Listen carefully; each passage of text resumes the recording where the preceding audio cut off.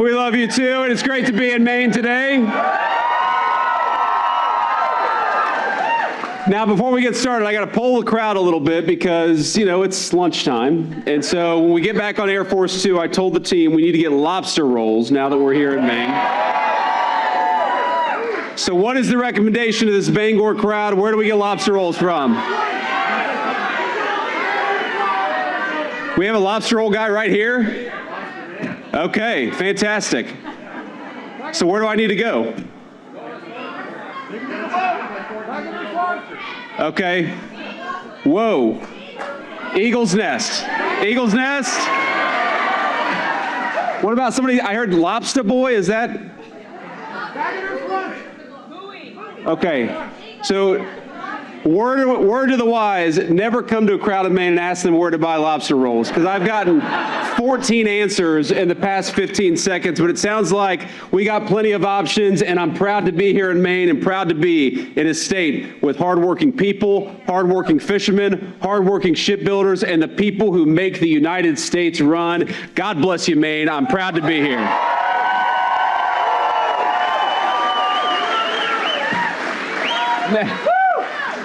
Now, I want to give a great shout out to our acting labor secretary, Keith, who's done an amazing job helping us fight fraud, but also protect American working people. One of the things the Trump administration, the president, has ordered us to do from day one is we are trying to create good American jobs for the American people. Who is sick of leadership that ships our jobs overseas? Aren't we proud to have a president who protects your jobs and keeps them right here in America? But here's the thing, my friends, because you all work hard, because you all pay your taxes, because you do things the right way, it is time to have leadership in Washington that treats you the right way and protects those hard-earned tax dollars. When the President of the United States said, JD, we've got a fraud problem and I want you to tackle it, I was so proud and so happy to be able to do it, because I realized that fraud isn't just about saving money. It's not just about protecting taxpayers, it's about protecting you, the money you send to the government and the services that you rely on. So for once, for the first time in a very long time, you've got an administration in Washington, D.C. that is fighting for you, fighting to protect your tax dollars, and fighting to put the fraudsters in prison, which is where they belong.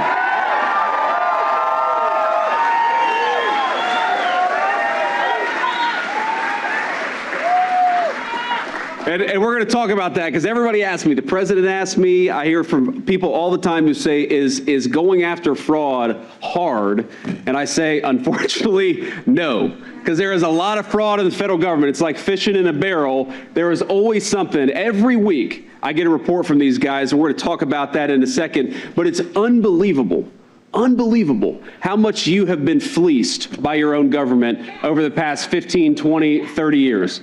Nobody was looking at this. Nobody was asking difficult questions like, for example, are dead people getting food stamps? Okay? Call me old-fashioned, but I don't think that dead people eat, so certainly they don't need food stamps. Unfortunately, they vote for Democrats, they don't vote for us, my friends. But why is it that we have people who are driving Lamborghinis? And that is true. People driving Lamborghinis who are getting low-income assistance that's supposed to go for housing and food for our people. Why is it that we have people in hospice claiming hospice benefits but who have no terminal illnesses? And by the way, here's the crazy thing. It's very often, it's not a person who's even using their own identity. They're claiming that somebody else, they're stealing somebody else's identity, claiming hospice services, and then when that hard-working American goes to apply for some other benefit, they get tagged by the bank as being a fraudster, even though it wasn't them. It was somebody who's stolen their identity. Who here knows somebody who's had their identity stolen? Isn't that a shame? At least half of the hands shot up, and the reason why we've allowed identity theft to fester in this country is because the government wasn't going after fraud. And ladies and gentlemen, that changed the moment Donald J. Trump became the president of the United States. Now, I want to talk about all that, but I want to give a few notes of shout out here because we have a lot of great local officials and a lot of great future officials that are here today. And first, we have your great former Governor, Paul LePage. Paul, where are you, man? There he is. Now, Paul is a great guy, a guy who loves the state of Maine. We're going to talk a little bit about how he was the biggest advocate for your tax dollars and the biggest threat to fraudsters that ever existed in the state of Maine. And here's the problem is fraud has festered in Maine because this guy is no longer the governor of Maine. So we're going to send him to Washington and fight fraud at the federal level.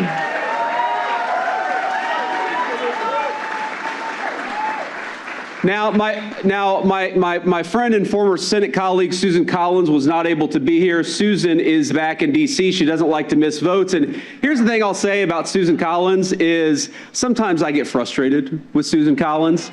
I almost wish that she was more partisan. But the thing I love about Susan is she is independent because Maine is an independent state. And frankly, if she was as partisan as I sometimes wish that she was, she would not be a good fit for the people of Maine. So let's give a shout out to Susan Collins, who's doing a great job.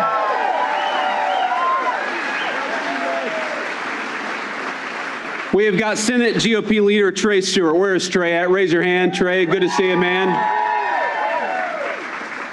A young guy, a good-looking guy, younger and better looking than I am. So I don't like it, Trey. I don't like it.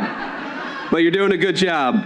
We got House GOP leader Billy Bob Fockingham. Where's Billy Bob?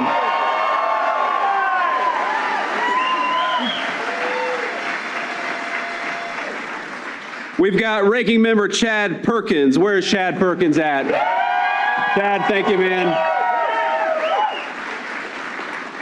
And we've got the county sheriff, Troy Morton. Where is the county sheriff at? Troy, thank you. Thank you for your service and for all that you and your law enforcement folks are doing for our great country. We've also got some reporters from the Maine Wire, people who have been fighting.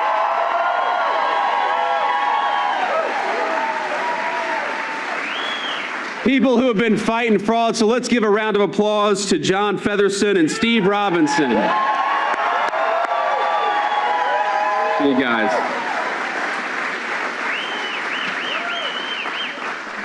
So here's the thing that I've learned in fighting fraud for the last few months and focus on this issue is that fraud is the ultimate non-victimless crime. There are multiple victims in fraud. What we think about when somebody steals your tax dollars and goes and spends it on something it's not supposed to be spent on, we think of you all as the victims, the American taxpayer, the Maine taxpayer, the people who wake up, who go to work, who do what they're supposed to do and don't want their money stolen by people who are doing the opposite of what they're supposed to do. You are the first victim of fraud. But you know what else I've realized is that you're not the only victim of fraud. Because when people steal your money and it doesn't go to where it's supposed to go, there are a lot of people who are out there who are suffering in the process. And I'm talking about physicians who are denied their Medicaid reimbursements because a fraudster stole their identity and charged for services that weren't actually being provided.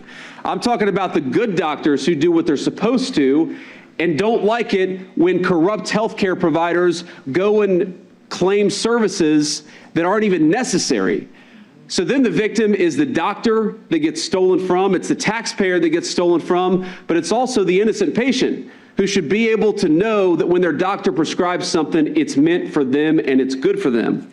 I'm talking about the construction worker who can't buy a cell phone because when an illegal alien goes and steals their identity and applies for SNAP benefits, now all of a sudden they're tagged in the banking system, their credit score is ruined. Not because they did a single thing wrong, but because somebody stole their identity.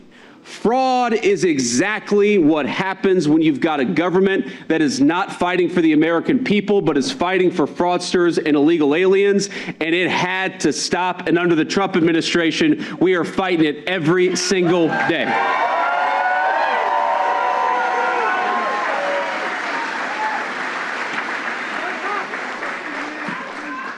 And again, it is every single day I learn of something new. I learn about people who say that they're claiming for hospice services, but in fact, they're not providing any services and they're making hundreds of millions or billions of dollars in the process.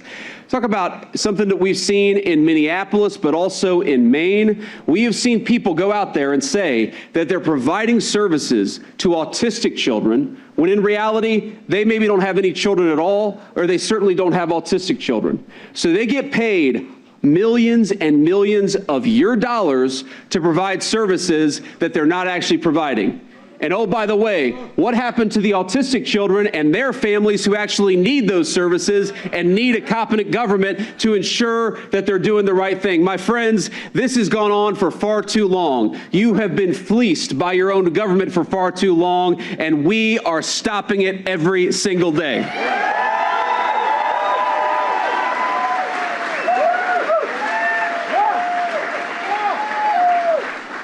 Now, let me tell you about a guy, though, who did not stand for fraud. He did not stand for fraud when he was in the state government, and he will not stand for fraud in the United States House of Representatives representing you, and that's Paul LePage.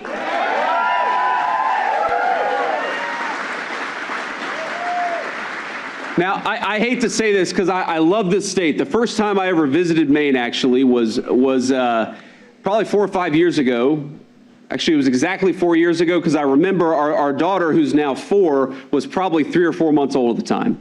And we came up here and we stayed for a week. It was one of the most amazing trips I've ever had in my life because this is a beautiful state, as you all know, with incredible people, with good food. This is America. This is the very best of America right here in communities like this. And so I have a special affection for this state, but I can't even compare to your great former governor. Because while I love this state as an outsider, he loves this state as somebody who has fought for it every single day. A guy who came to work every single day, protecting your tax dollars, protecting your essential services, protecting our local law enforcement, making sure, common sense, that the government actually works for the people who deserve and have the right to be in the United States to begin with. Makes sense, right? That's what it should be. But because I love this state, I can say I am heartbroken by what has happened to the fraud that's being perpetrated on the taxpayers of this state. Because outside of Minnesota and California, which are probably number 1 and number 2, if they're the gold medalist and the silver medalist, I heard somebody shout out New York. Maybe New York is the bronze medalist, but let me be honest, maybe Maine is the bronze medalist. Because if you look at the fraud that has happened in this state, if you look at the illegal immigrant communities who have taken benefits that ought by rights go to the people in this room, what you have in Maine is a festering problem where people have been taken advantage of and they've been stolen from, and your government hasn't done anything about it. You ask yourself, why did Maine go from a state that did not have a serious fraud problem to one where I can honestly say it's one of the worst states in the union? And I'll give you 2 answers and 2 politicians. Number 1 is Janet Mills and number 2 is Joe Biden. And thankfully, one of them has already been kicked to the curb and one is on her way out the door, exactly as it should be.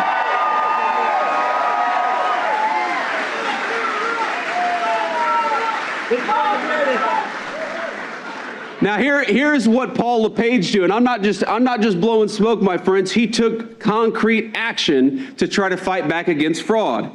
He doubled the number of fraud investigations when he was the governor of this state. That's an amazing thing. He required personal photos on EBT cards so that we could make sure that people getting those benefits are the ones who deserve those benefits. And he cracked down on the international fraud rings that were taking advantage of this great state. You have to ask yourself, why is it that you have a government that seems more focused on the illegal aliens growing weed illegally than it is on the taxpayers of this state? Why is it that you have a government that seems not to care about you, but sure as hell cares about Somali fraudsters who are making millions and millions of dollars off of your taxpayer money? And the answer is because you have a governor who hasn't fought for you. Let's send a governor who did fight for you to the U.S. Congress. Let's send Paul LePage to the U.S. House.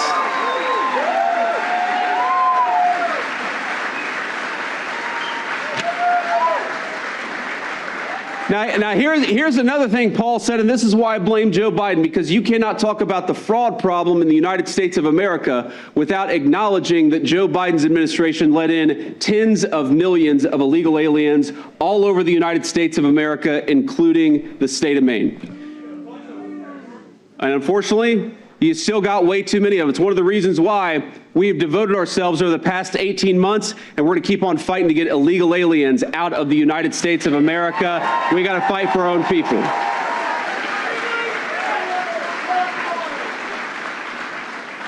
So here's the difference, though. The difference one administration, the difference one political leader makes is we are now trying so hard. And I know y'all don't like Janet Mills. I don't especially care for her either. But I would love to work with the governor of Maine to stop the fraud that's being perpetrated in this state. This should not be, think about this. This should not be a red state or a blue state issue. This isn't Republican or Democrat. This is common sense. This is protecting every single person in this room from being defrauded by their own government. But you know what she's done? She has prevented local police from working with us to get criminal illegal aliens out of this state. She has actually fought back against our efforts to identify fraud in the Medicaid and Medicare programs, which, by the way, not only does it steal from you, but it means that those programs are going to go bankrupt because all the money's going to the fraudsters. So let me ask you this simple question. Do you like having a government official who fights for illegal aliens over you? No! Do you like having a state governor who doesn't work with the federal government to fight against fraud? No! So let's kick Janet Mills to the curb, and let's send Paul LePage to Washington to help us fight the fraudsters and protect all of you.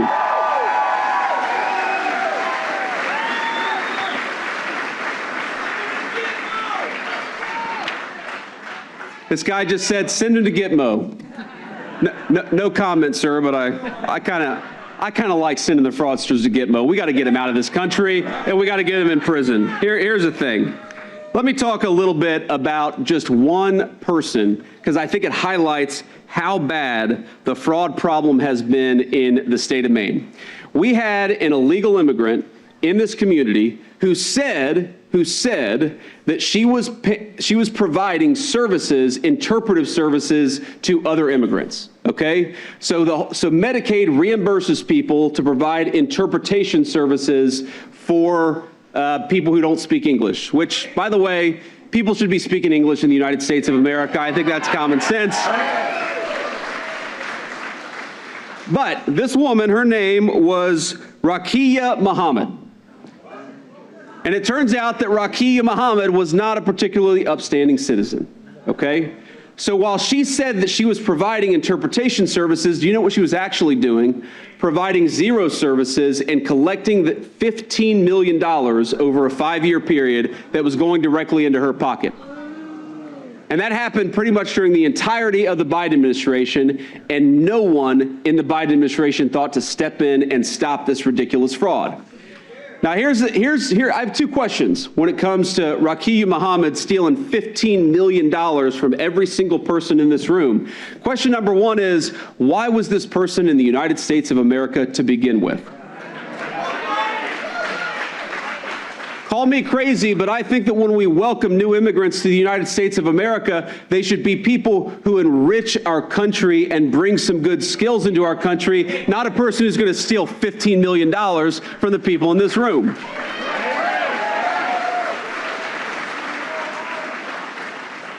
But second of all, why on earth are we allowing a person to steal $15 million from all of you without the state government lifting a finger to stop it? Why did it take Washington coming in from the outside to ensure that this person who is defrauding you is going to go to prison? And ladies and gentlemen, that's exactly what she's going to happen. Convicted guilty, and she's going to jail, which is where she belongs.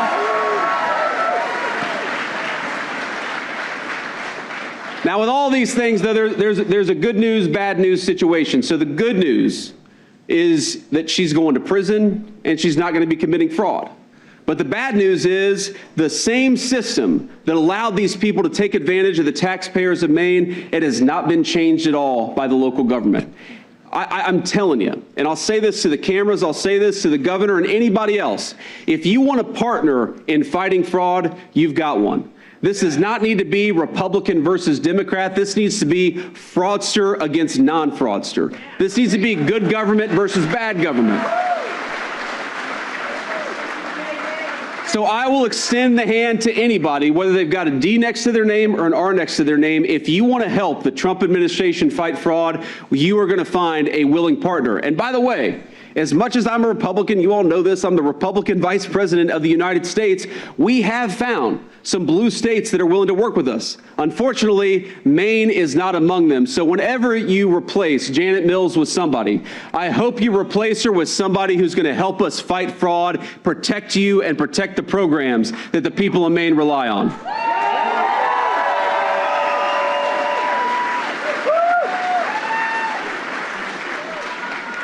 And the bad news for Rakia Muhammad is that she's going to go to prison, hopefully for a very long time.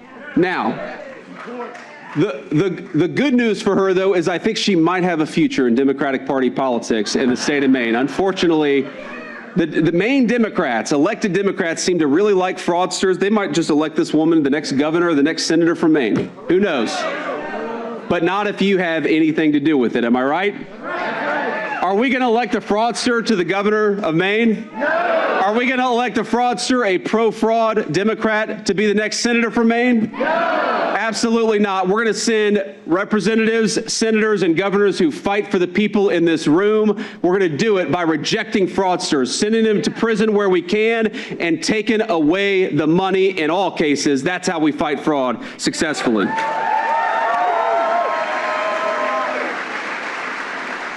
And I want to just say one final thing about fraud, because I think it's such an important topic. You heard the great Secretary of Labor say this. What is so different about our approach in this administration is that we're not just sending money out the door and then trying to find the fraudsters afterwards. We're actually making the money conditional on state governments fighting fraud to begin with. Now, why does this matter? Because that's where you've got the most power, and that's where you've got the ability to stop it from going to fraudsters to begin with. So here's what we did yesterday. The Trump administration, we sent out 50 letters to every state Medicaid system all over the country, and we basically said, very simply, that we're going to take away your money unless you get serious about fighting fraud. Common sense.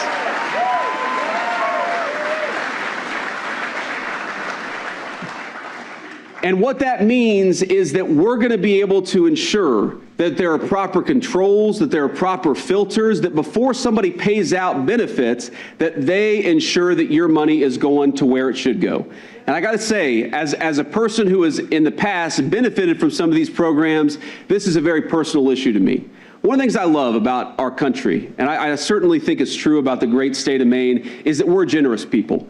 We don't want American citizens to go hungry. We don't want low-income kids to not be able to afford a bite to eat. We want to make sure that if you're a poor child or a poor family, you get an opportunity to see a doctor even if money is particularly tight. That's why these programs exist. They exist for American citizens to look after our fellow citizens, and I think that's a great and generous thing about the United States of America. Again, my family has benefited from some of those programs in the past. But you know what destroys those programs? And not just destroys those programs, but destroys the spirit of generosity that makes those programs possible. It's when local officials and state officials and federal officials, it's when they let the fraudsters take advantage of you instead of fighting for you. So when I say that I'm fighting against fraud, I'm not just fighting to save your money as much as that matters to me. I'm fighting to preserve the sense that Americans look after Americans, but you know who we don't look after? We don't look after fraudsters, and we don't look after people who have no right to be in the United States of America to begin with.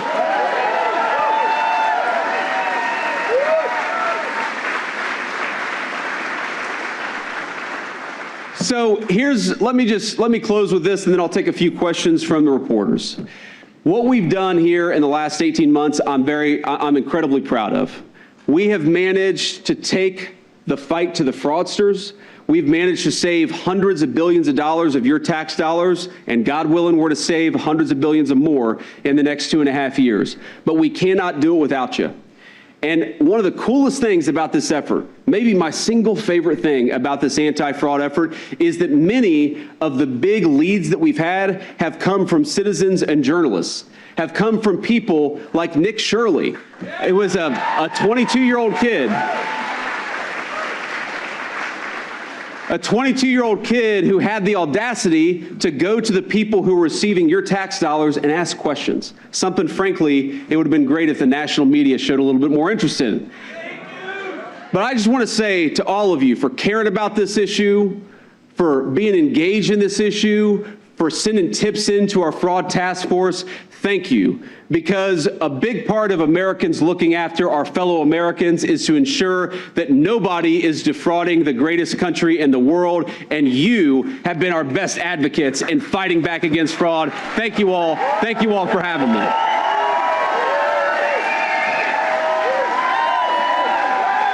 All right. So, we will take a few questions from the local press. The lights are so bright, it is unfortunate. I can't see you, so you just have to kind of raise your hand and shout out your question. But I will say that I want one of these great local journalists who've been focused on this fraud issue. Let's start with you, sir. Go ahead.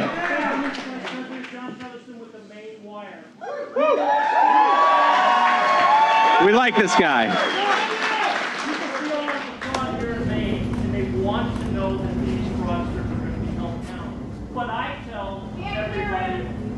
I'll repeat it for you. You today coming validates the fraud, but it's up to the rest of us to make sure it gets fixed.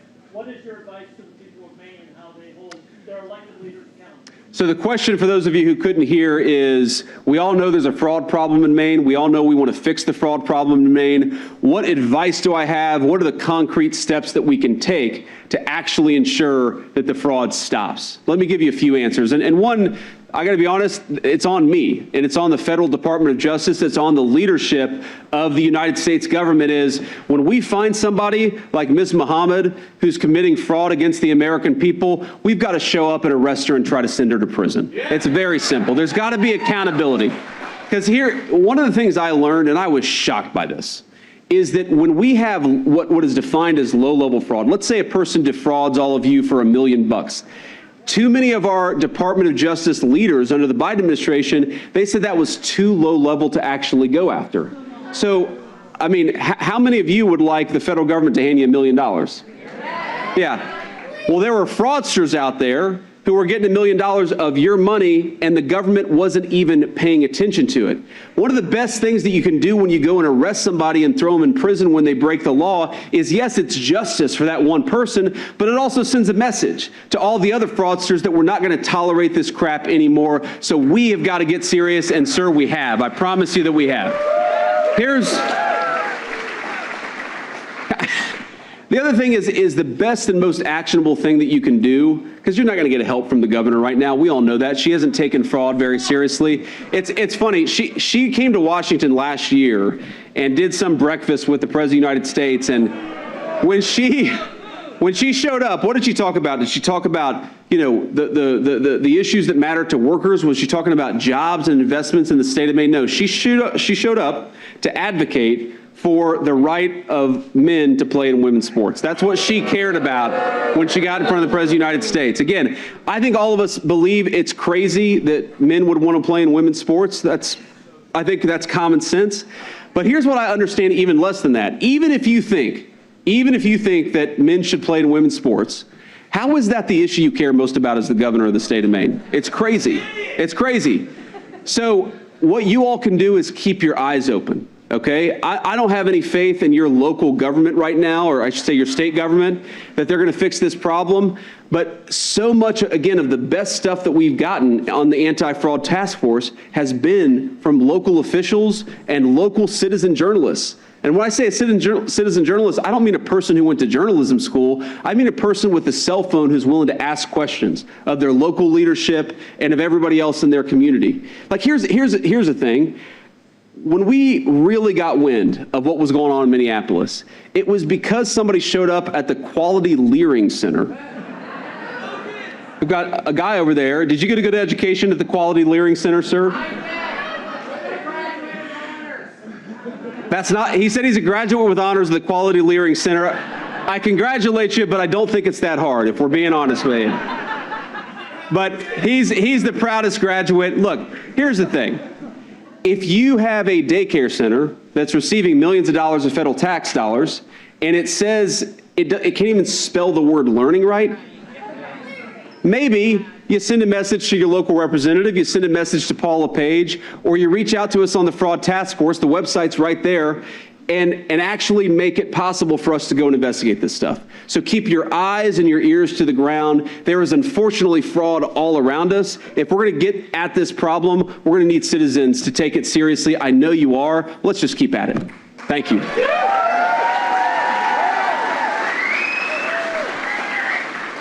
We'll take a few questions from back in the peanut gallery there. Go ahead, guys. This is Rich McHugh from News Nation. So we've Do we been have a microphone for them? It's because it's hard for me to hear all the way back there. Yes, ma'am. Can you hear me now? Thank you, ma'am. I just got invited to go cross-country skiing and snowshoeing by this lovely young lady here. And I got to tell you, ma'am, I appreciate that. I love this state. And we will make sure we get the brochure. But here's the thing about cross-country skiing is it's a lot of work. When I'm doing leisure activity, I like to be a little bit lazier than that. I kind of like a nice hill where you just glide down. Cross-country is a lot of work. So, Vice President Vance, Rich McHugh from News Nation. We have been reporting here in Maine since last year on fraud. We've been reporting in Minnesota on fraud. We're seeing prosecutions happen in Minnesota and in California, but some of the things that we're hearing from people and whistleblowers is you have to go to the org structure, the leadership, and that's not happening. How will this administration go after not just the people who are perpetrating it, but the people who are enabling it and overseeing it in the first place? It's a good question. So, one of the reasons why I raised this question of certain amounts of fraud being so low level that people weren't even looking at it is it's impossible to get to the high level fraudsters unless you're sometimes willing to look at the low level fraudsters too. I mean, how many of us have watched a good mob movie? And how do those prosecutions always start? You never start with the boss. You start with the low-level guys who then give you some sense of the criminal enterprise, and then you can go after the high-level fraud and the high-level crime. The fact that we were turning a blind eye to fraud under $1 million meant that we weren't even looking at the people who were sitting on top of some of these fraud rings. And we do see already signs in Minnesota, for example, of some very sophisticated stuff. I mean, sometimes I see these fraud rings and I think to myself, sir, if you just started like a real business, you might actually be a halfway productive citizen, but instead you put those talents into fraud, and so we're going to put all our talents to throw you in prison if that's how you're going to approach that. And that's the most important thing is you've got to be willing to go everywhere and look at all fraud, or you're never going to be able to look at the high level guys. Because very often what will happen is you've got 10 people who are skimming $1 million off the top, and then they kick up a few $100,000 to somebody above them, and then it turns out that when you look at the whole network, you've got a lot of people who are making millions and millions and millions of dollars for every low level guy that's making $500,000 or something like that. So our approach has been to go everywhere, to look at everything, and that's how we're going to get the fraudsters. And trust me, we are going to get them. We already have gotten a lot of them, and we're going to keep our pedal to the gas for the next 2.5 years. Next question. Brittany McCatton from WABI in Bangor, wondering what the Mills administration and the state government could do today to begin working with you on this issue. Yeah, so I'll give you two the question was, what could the local administration, the state administration do to help work with us on this issue? I'll give you two very concrete examples. So first of all, one of the biggest problems that we have in Medicaid fraud is, again, because these programs are state administered, the states have to actually empower their anti-fraud people to look into what's going on. So we have what's called every 50 state, or all 50 states should have what's called an MFCU, a Medicare Fraud Control Unit, and we need the local governor to just empower that Medicare Fraud Control Unit to look at the fraud, to prosecute it, and then of course they can ask the federal government if they reach a case that's so big they need a little help. We would be happy to help them. We just need the local governor to work with us a little bit better. Exactly. And unfortunately, I just don't get the sense, having talked to her, my people have talked to her, I don't get the sense that the state governor here is particularly interested in working on this problem. But I'll give you another example. So we know one of the biggest drivers of fraudulent federal benefits is SNAP. It's the food stamps program, okay? So again, this is a program which actually has even less federal oversight, as shocking as that is, even less federal oversight than the state Medicaid program. So here's how food stamps works. Every month or every couple of weeks, the state of Maine, the state of California, all 50 states, I'm not joking about this, will submit a bill to the federal government and say, this is how much we spent on food stamps. There's no verification of a single person. There's no confirmation that, let's say a person was on food stamps and passed away, that person has stopped receiving benefits. There's no confirmation that you don't have illegal aliens receiving food stamp benefits. So I always laugh a little bit when I hear people like Gavin Newsom or Janet Mills say, we don't let illegal aliens access the food stamp program. And I say, how do you know? And so the number one thing that I would like them to do is to help us set up the systems to where if you're getting food stamps, we confirm that number one, you're eligible, you actually need the program. Number two, you're not an illegal alien. And number three, you're still alive. It is not a high barrier to demand that Janet Mills confirms that the people who are receiving food stamps are actually breathing. I'm a pretty conservative guy, but I think that's a pretty low bar for Janet Mills to clear. We would love to work with her on that. We encourage her to do so. ABC 7 and Fox 22 News here in Bangor. In your remarks, as you mentioned, the administration has warned that states could lose federal funding if they don't aggressively prosecute Medicaid fraud. If funding is cut, how will the federal government ensure that low-income Mainers, particularly those in rural areas, are still receiving necessary medical care? Well, let me say two things. First of all, there is no administration in American history that has done more to make secure and safe and dependable the rural healthcare system than the Trump administration. In the Working Families Tax Cuts bill, now, you all think of that primarily as a tax piece of legislation because it was, but do you know that there were tens of billions of dollars put into a rural healthcare stabilization funds so that all the rural hospitals and clinics that were closing under the Biden administration, so that we could make sure those clinics are able to stay open for the people in Maine who need them. That was a very, very important part of the legislation and something I'm very proud of. But the second thing I'd say is whether it's Medicaid or any other program, we don't want the people, and we're setting this up so that the people who need these programs and are eligible for them, they're not going to suffer the consequences. We want the fraudsters and we want the bureaucrats who enable the fraud. We want those people to suffer the consequences. So here's a very simple thing is, the threat to the Medicaid program, I always think some of these political, partisan types get this exactly backwards. The threat to the Medicaid program is not us keeping fraudsters away from the Medicaid program. It's the fraudsters raiding that program to begin with. That's the threat to the Medicaid program. And so, what I'd say to anybody who's worried about the Medicaid program, help us fight back against the fraud, because we want low-income people in this state to be able to get the health care benefits they need. But that's not going to happen if the fraudsters steal all the money that should go to the people who actually need it. Seamus Othot with the Maine Wire. In the recent budget, Janet Mills and the Democrats enshrined essentially protections for fraudsters. If they get their federal funding cut, the state will pay for them. How do you think that can be fought on the federal level without just taking those currently diffuse costs and putting them even more directly onto the Maine taxpayers?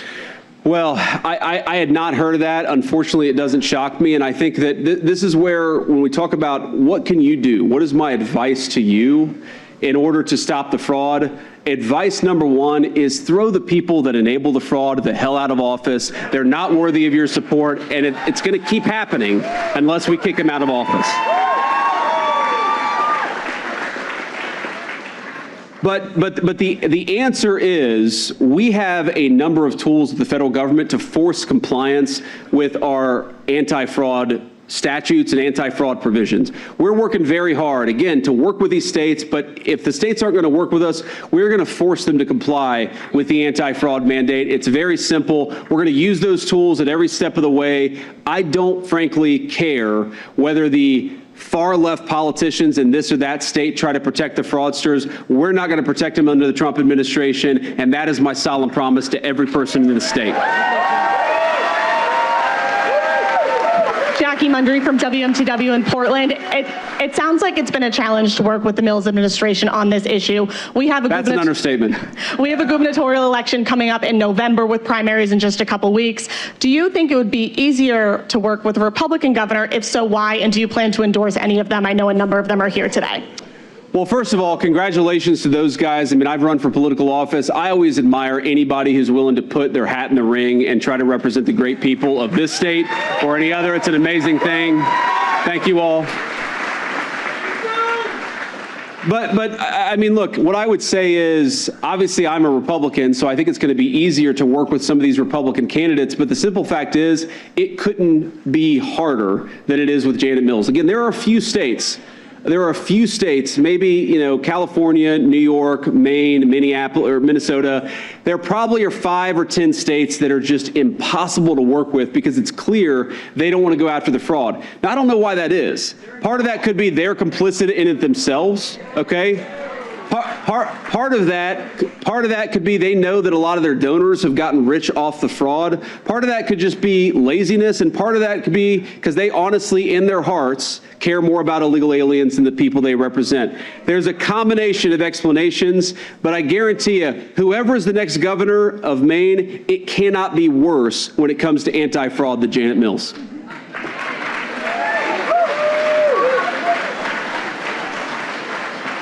We'll do one more question, then we'll hit the road. Thank you, Mr. Vice President, for taking questions. I'm Phil Hirschkorn from News Center, Maine. So it turns out that Maine does have a Medicare fraud control unit. You mentioned that a few minutes ago. I'm wondering, you said Maine could be the 3rd worst state after states like California and Minnesota, which have proven tens of millions, maybe hundreds of millions of dollars in fraud and many federal convictions. So far, what we've heard about from the federal government in Maine is questionable $45 million in the autism services, which you mentioned. We've also heard about $1.7 million in questionable billing by a Somali immigrant-run NGO. My question is, what else? It's all right. Now, I appreciate you all standing up for me, but trust me, we still have innocent until proven guilty in this country. My question is, what else do you got? What else has your task force flagged that we should be concerned about? Because those amounts are a lot, 46 million, 1.7 million, but they don't really compare to California and Minnesota. What else should we expect from your task force? Thank you. Let me say a few things. So, ladies and gentlemen, we've got biased reporters in all states. It's okay, trust me. I can handle it. But here's what I'd say. A few things. Number one, you talk about the scale of the fraud being less in Maine than it is in California. Well, California has a population that's much higher than Maine, so that's not necessarily a fair comparison. Number two, we've frankly been at this less long than we have in Maine than in other states, okay? This is something where I would say, you notice a pattern. And you're right, innocent until proven guilty, but what I've noticed is a pattern that when you see certain types of fraud and certain types of programs, that's the tip of the iceberg. And when I see that autism services fraud in the Medicaid program in the Somali community, but not just that, I see local and state politicians who don't care about policing that fraud. That's the tip of the iceberg. And we're going to find out just how deep that iceberg is. And I suspect, I can't promise, but I suspect we are going to find hundreds of millions of more dollars every single month that we look in the state of Maine, because this is not a state that takes it seriously. And this is the third point and the most important one. I do not actually like having a contentious relationship between the state government and the federal government. We want people to help us find the fraudsters.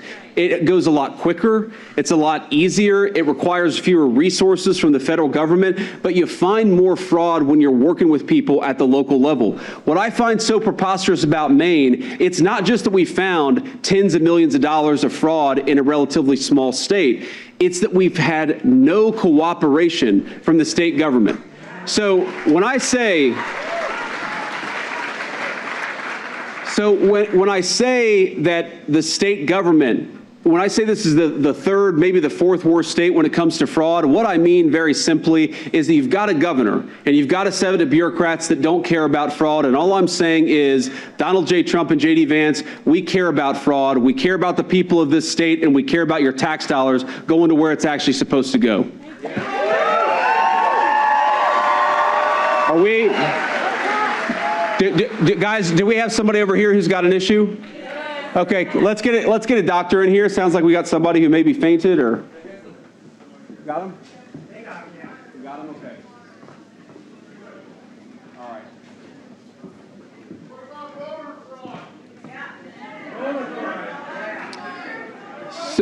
So let's, if we would, ladies and gentlemen, if you would just make a pathway so the law enforcement and the doctors can get to that person. We okay?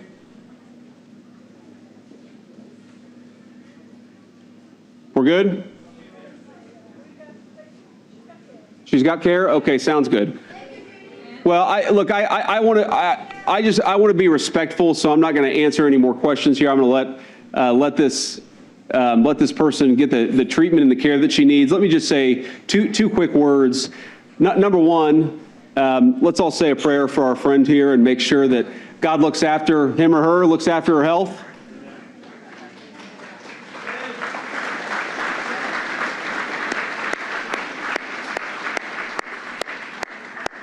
And number two, what I'd say is it is the coolest job that I've ever had, to be the vice president of this great country. It's the coolest thing to be able to come here in the beautiful state of Maine in the beautiful month of May and to be able to spend some time with you. Let me just say that this job has given me more confidence than ever that this country, its best days are ahead of it.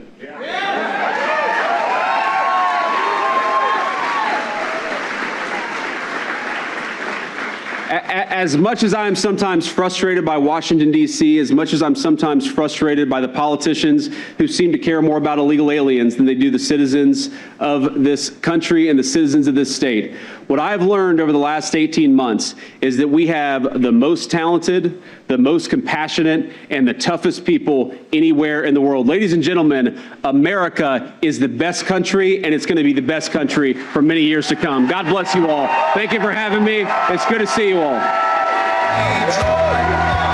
Thank you.